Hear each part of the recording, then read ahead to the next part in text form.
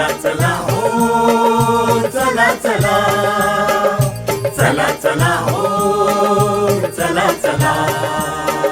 सगळे मिळून घेतो काळजी, पशु हे आपले धन, स्वच्छ पौष्टिक दूध पिऊन प्रसन्न आपले मन।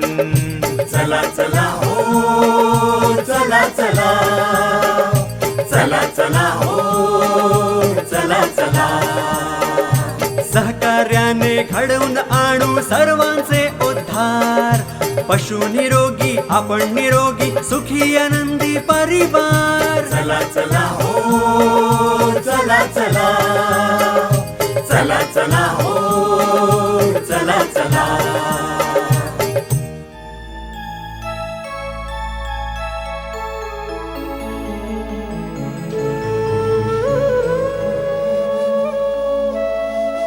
श्रोते हो नमस्कार। डेअरी व्यवसाय फायदेशीर होण्यासाठी एका वर्षाला एक वासरू या घोषवाक्याप्रमाणे डेअरी प्रबंधन असणे गरजेचे आहे आणि हे साध्य करण्यासाठी दुधारू पशु वेळेवर गाभण राहिला पाहिजे। यामुळे आपणास पशुच्या हयातीत जास्तीत जास्त वासरे आणि अधिक दूध उत्पादन मिळणं शक्य होईल। पण दुधारू जनावरांच्या वांझपणाच्या समस्येमुळे एका वर्षाला एक वासरू हे ध्येय साध्य होणे शक्य होत नाही। तर मंडळी, आज आपण या संदर्भात शिवतर गावामध्ये राहणाऱ्या श्याम नावाच्या शेतकऱ्याची गोष्ट ऐकूया। शिवतर गाव हे खूपच छोटं गाव असून सुद्धा भरपूर समृद्ध गाव होतं। शेतकऱ्यांना प्रोत्साहित करण्यासाठी दरवर्षी गावात एक स्पर्धा भरत असे। त्या स्पर्धेचं नाव होतं वासरे असतील डझनभर तोच असेल एक नंबर।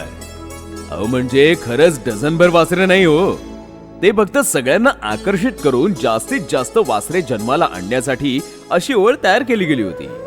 त्याचा खरा अर्थ म्हणजे त्या वर्षी ज्या शेतकऱ्याकडे जास्तीत जास्त वासरे जन्माला येतील त्या शेतकऱ्याचा गावात सत्कार केला जात असे व त्याला बक्षीस पण दिलं जायचं। आणि म्हणूनच प्रत्येक शेतकरी वर्षभर खूप मेहनत करून आपल्या पशूंची खूप काळजी घ्यायचा।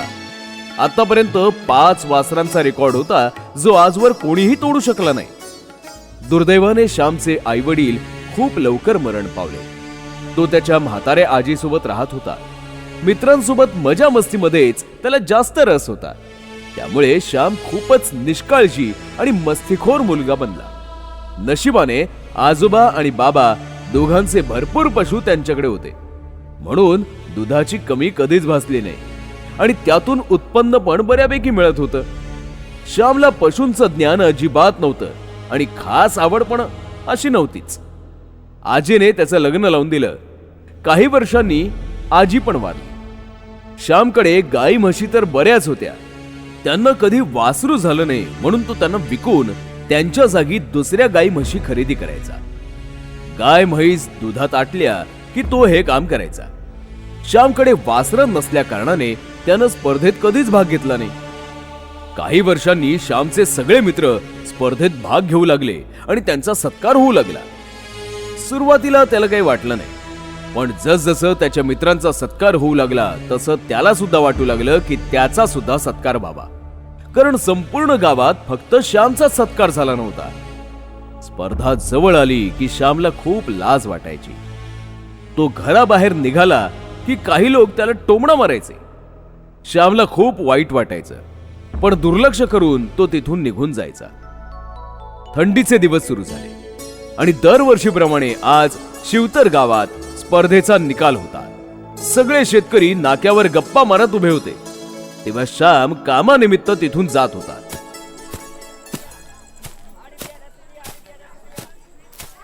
त्याला बघून सगळ्यांचे टोमणे सुरू झाले।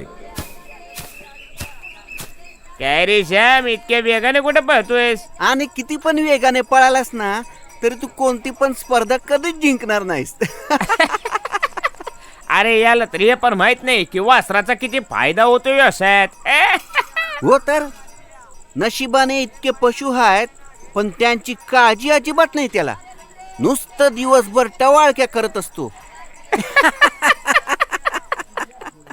श्याम हे ऐकताच अजून वेग वाढवतो आणि नदीच्या किनारी जाऊन हुंदके देत रडतो। तिथून गावातील एक म्हातारे काका जात होते। त्यांना दुरून रडण्याचा आवाज ऐकू येतो आणि आवाजाच्या दिशेने ते नदीजवळ जातात. श्यामला तिथे बघून ते त्याच्या बाजूला जाऊन बसतात आणि त्याच्या डोक्यावरून प्रेमाने हात फिरवत विचारतात, अरे श्याम, काय झालं लेकरा? इतकं रडतोयस का? काका सगळे मला नेहमी टोमणा मारत असतात. मी खरंच काही करू शकत नाही. मला स्वतःचीच लाज वाटायला लागली काका. अरे वय वय, अरे पण नेमकं काय झालं हे तर सांग. काका, तुम्हाला तर आपल्या गावातील स्पर्धा तर माहीतच आहे ना. म्हणजे काय? अगदी नीट माहितीये. का रे? काका, माझ्या गाई म्हशी दूध भरपूर देतात, पण इतक्या वर्षात माझ्या एकाही गाई किंवा म्हशीला वासरू झालं नाही. त्यामुळे मी ते ऐकून दुसऱ्या गाई म्हशी आणायचो. एक गोष्ट सांग मला, तुला पशूंच्या बद्दल सगळं काही माहीत आहे का? म्हणजे तू त्यांची व्यवस्थित काळजी तर घेतोयस ना? त्यात माहिती असण्यासारखं काय काका? माझ्या गाई म्हशी दूध तर भरपूर देतात, म्हणजे त्या अगदी निरोगी आहेत, बरोबर ना? अरे श्याम, असं नसतं राजा. पशूंच्या पण वेगवेगळ्या समस्या असतात. ते तुला असे निरोगी दिसत असतील, पण त्यांची व्यवस्थित काळजी नाही घेतली तर त्यांच्यात वांझपणा येऊ शकतो. वांझपणा? आता हे काय असतं काका? मला सगळं नीट सांगा ना काका. आता मी म्हातारा झालो रे, मला तुला सगळं सांगणं शक्य नाही होणार. मी एक काम करतो, म्या तुला आपल्या LRP कडे नेतो. ते तुला सगळी माहिती बरोबर देतील. काका, आपण LRP कडे कधी जाऊया? आत्ता जाऊया का? अरे थांब, आज गावात तू पुरस्कार सोहळा आहे ना, ते आज व्यस्त असतील. आज नको, आपण उद्या सकाळी जाऊया. ठीक आहे? बरं काका, म्या उद्या सकाळी बरोबर 10ला तुमच्याकडे येतो. काका श्यामला धीर देऊन घरी पाठवतात. दुसऱ्या दिवशी श्याम बरोबर 10 वाजता काकांकडे पोहोचतो आणि दोघे LRP कडे जायला निघतात.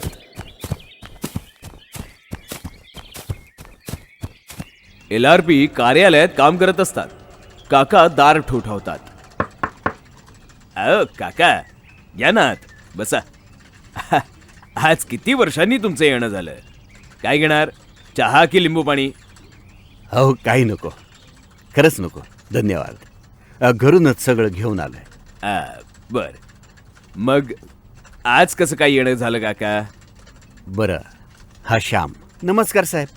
श्यामकडे गाय म्हशी भरपूर आहेत, दूध पण भरपूर मिळतं, पण अजून त्याच्या गाई म्हशींना एकही वासरू झालं नाही. तुला पशूंबद्दल सगळी माहिती तर आहे ना? जसं की पशु गाभण कधी राहिलं पाहिजे, माझावर कधी येतो, खाणं पिणं किती द्यावं, भरपूर गोष्टी असतात. LRP साहेब, मला हे काहीच माहित नाही हो.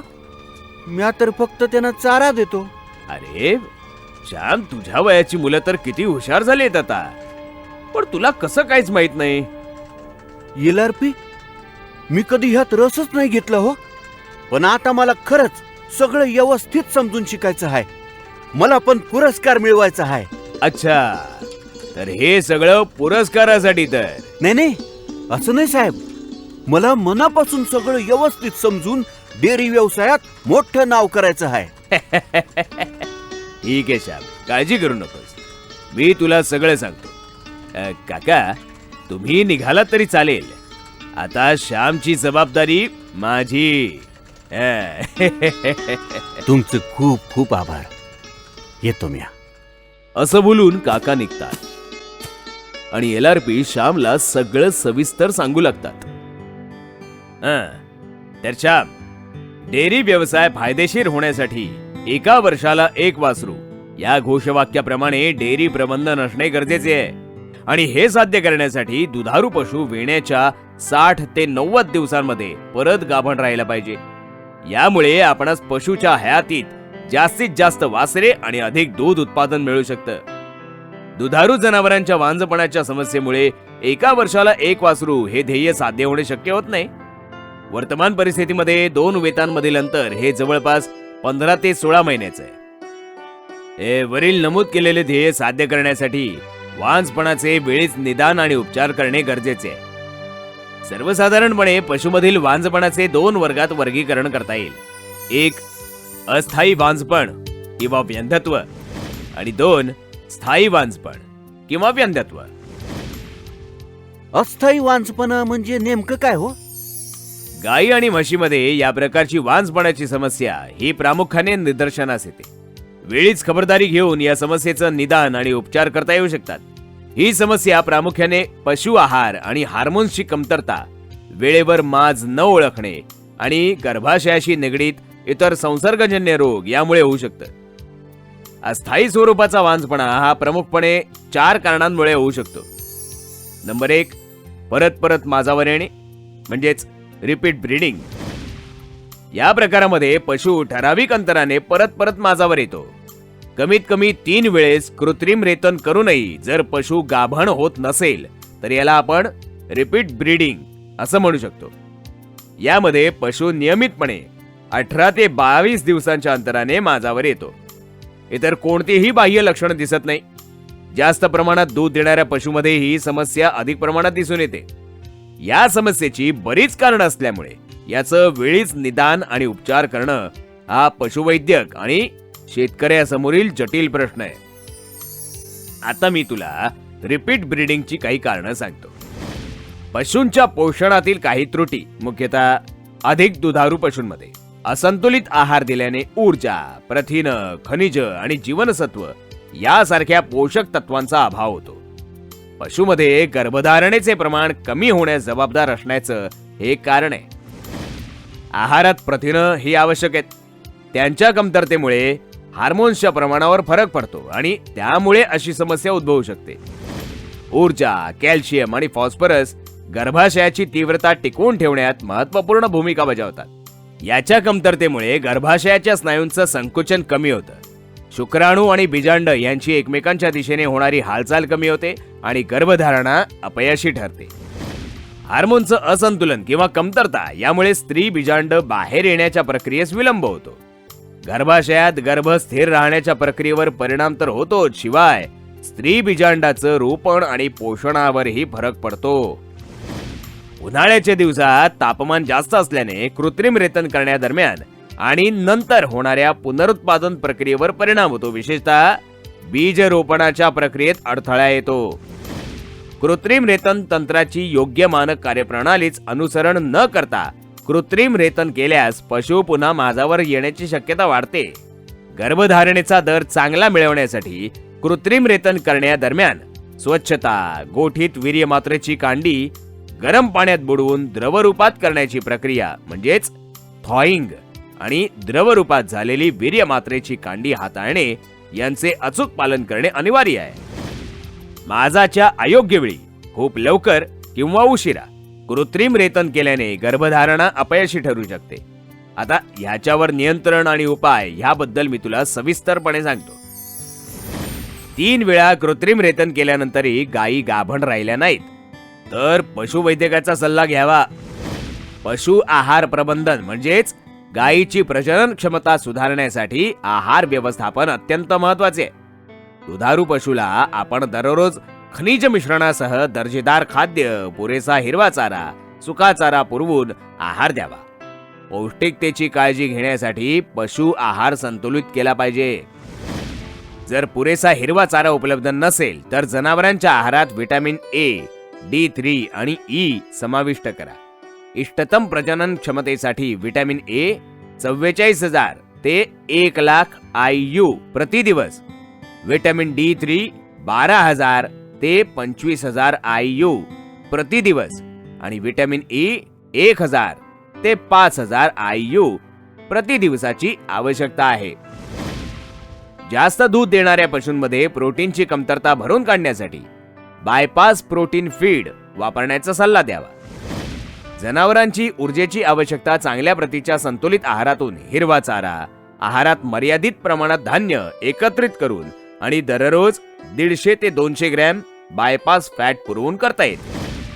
पशूंना लसीकरण आणि जंतनाशक नियमितपणे दिले पाहिजे. पशूचा माज सुरू झाल्यापासून 12 ते 18 तासाच्या आत कृत्रिम रेतन केले पाहिजे किंवा आपण AM आणि PM नियमाप्रमाणे कृत्रिम रेतन करावे. म्हणजेच काय, तर सकाळी गाय माझावर असेल तर त्याच दिवशी संध्याकाळी कृत्रिम रेतन केले पाहिजे. त्याचप्रमाणे संध्याकाळी गाय माझावर असेल तर दुसऱ्या दिवशी सकाळी कृत्रिम रेतन करावं. गाय जर जास्त वेळ माझावर असेल तर म्हणजे 2 ते 3 दिवस 12 तासांच्या अंतराने गायीला 2 किंवा 3 वेळा कृत्रिम रेतन केले पाहिजे. पशुपालकांनी संभावित पशुच्या माझावर येण्याच्या लक्षणाचे निरीक्षण व्यवस्थितपणे केले पाहिजे. दिवसातून कमीत कमी 3 वेळेस निरीक्षण करावे. कृत्रिम रेतन करण्या अगोदर पशु माझावर आहे याची खात्री केली पाहिजे. कृत्रिम रेतन कार्यकर्त्यांनी कृत्रिम रेतन साठीच्या मानक कार्यप्रणालीचे अनुसरण केले पाहिजे. कृत्रिम रेतन करतेवेळी पशु शांत असला पाहिजे. शिवाय कृत्रिम रेतन शक्यतो थंड वातावरणात असताना केलेले बरे.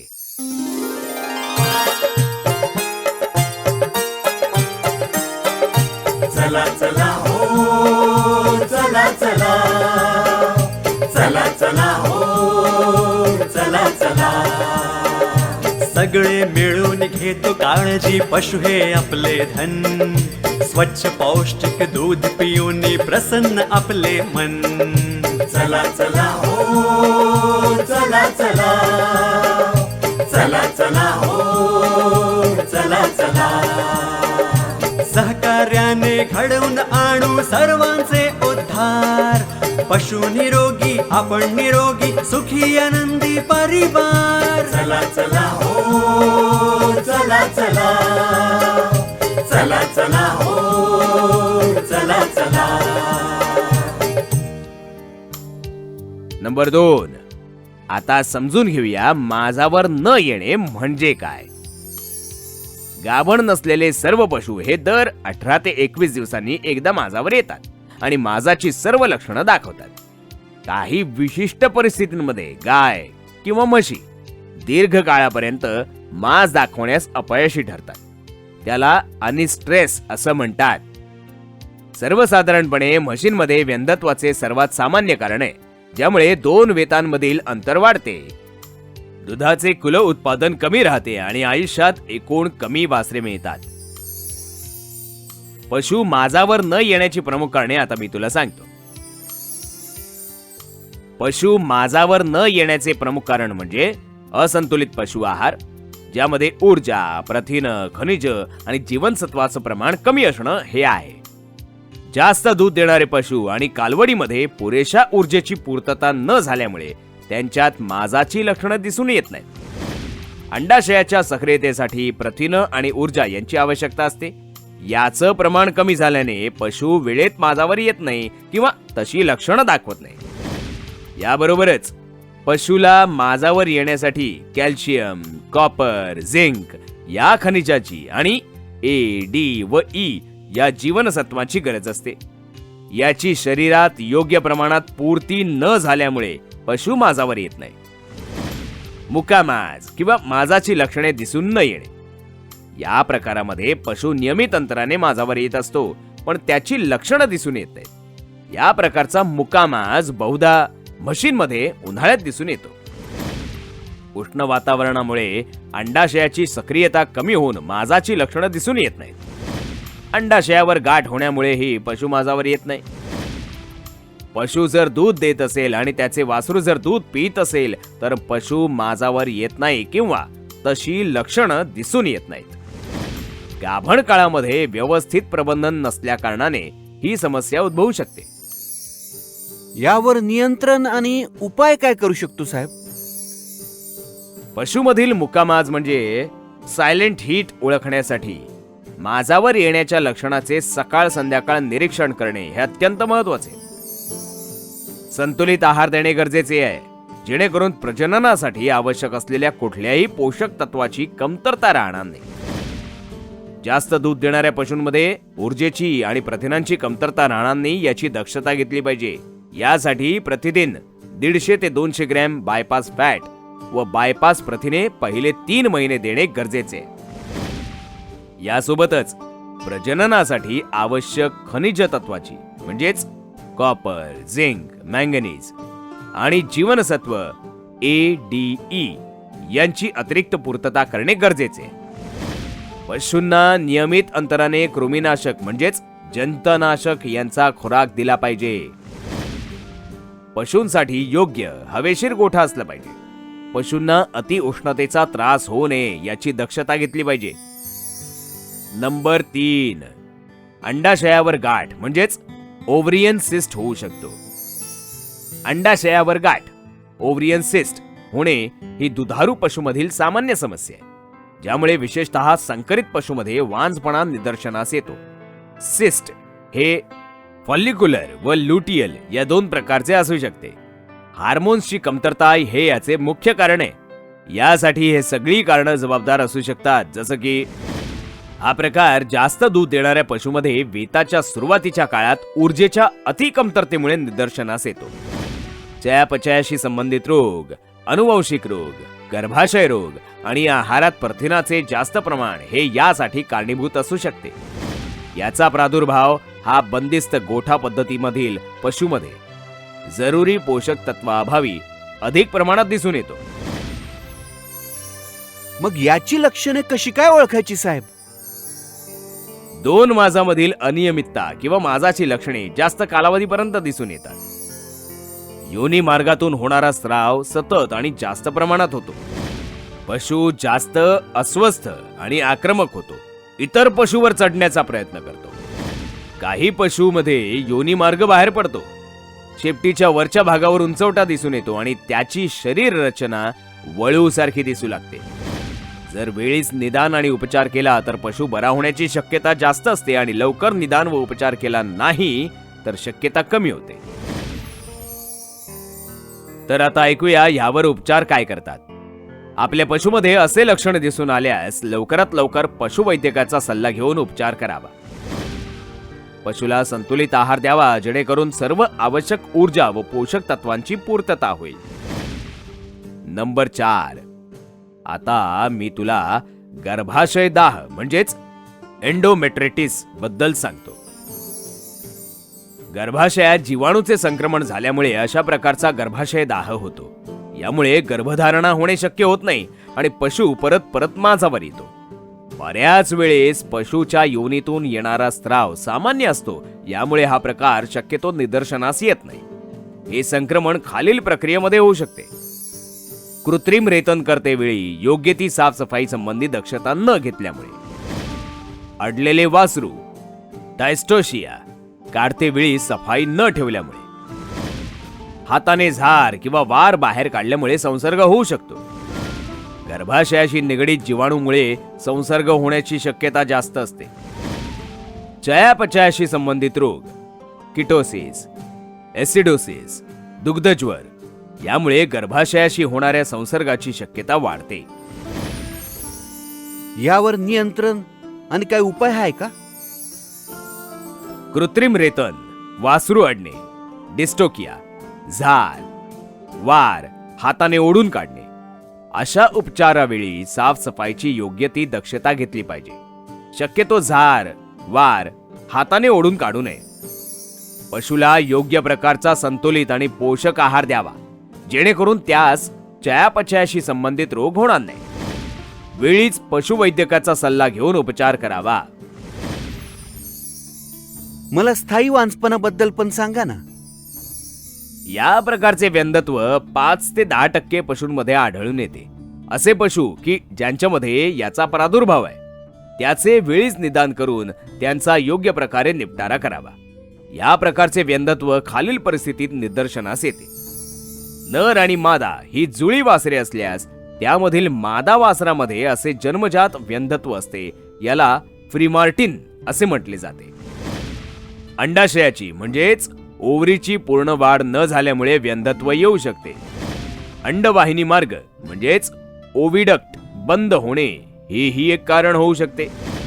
योनी मार्ग, गर्भाशय, अंडाशय यात जन्मजात दोष असल्यामुळे व्यंधत्व येऊ शकते. LRP साहेब, इतकं काही असतं मला माहितीच नव्हतं. खरंच तुम्ही मला नवीन दिशा दाखवली साहेब. तुम्ही जे जे बोललात ना ते मी व्यवस्थित लक्षात ठेवीन आणि यापुढे सगळ्या गोष्टी काळजीपूर्वक करेन. मला खात्री आहे श्याम, एक दिवस तुझा पण सत्कार होईल LRPच्या म्हणण्यानुसार श्याम सगळं काही व्यवस्थितरित्या करू लागला आणि पशूंवर दिवस रात्र भरपूर मेहनत घेऊ लागला. हळूहळू त्याला पशूंची आवड निर्माण झाली. काही महिन्यांनी त्याच्या गाईला पहिलं वासरू झालं आणि बघता बघता त्या वर्षी एकूण 7 वासरे त्याच्या गाई म्हशींना झाली. दरवर्षीप्रमाणे सत्काराचा दिवस आला आणि यावेळी श्यामचा खास सत्कार केला आणि त्याला मोठं बक्षीस दिलं, कारण त्याने गावातील सगळे रेकॉर्ड तोडले होते. सोहळ्यात श्याम LRPचे खूप आभार मानतो आणि सोहळा अर्धवट सोडून अचानक कुठेतरी धावत जातो. तो मिठाई घेऊन काकांना भेटायला जातो. काका आहात का घरी? कोण हाय? अरे श्याम, ये लेकरा. काका, आज माझा सत्कार केला आणि हे सगळं शक्य झालं फक्त तुमच्यामुळे. या सत्काराचे खरे हकदार तुम्ही आहेत काका. अरे श्याम, म्या तर तुला फक्त LRP कडे नेलं रे. तू मेहनत केलीस म्हणून तुला आज यश मिळालं. श्यामच्या डोळ्यात आनंदाश्रू येतात. श्याम मिठाईचा तुकडा घेतो आणि काकांना भरवतो आणि त्यांचा आशीर्वाद घेतो. यशस्वी भव. अशीच प्रगती करत राहा लेकरा.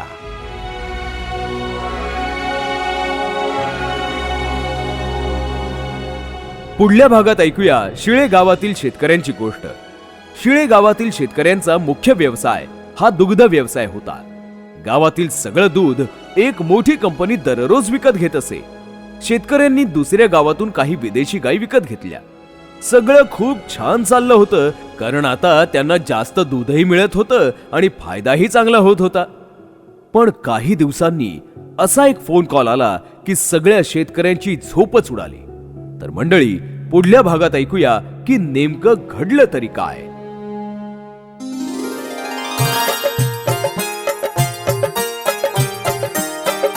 चला चला हो चला चला चला चला हो चला चला. सगळे मिळून घेतो काळजी, पशु हे आपले धन. स्वच्छ पौष्टिक दूध पिऊन प्रसन्न आपले मन.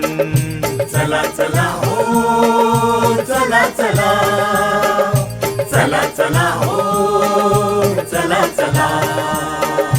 सहकार्याने घडवून आणू सर्वांचे उद्धार. पशु निरोगी, आपण निरोगी, सुखी आनंदी परिवार. चला चला हो चला चला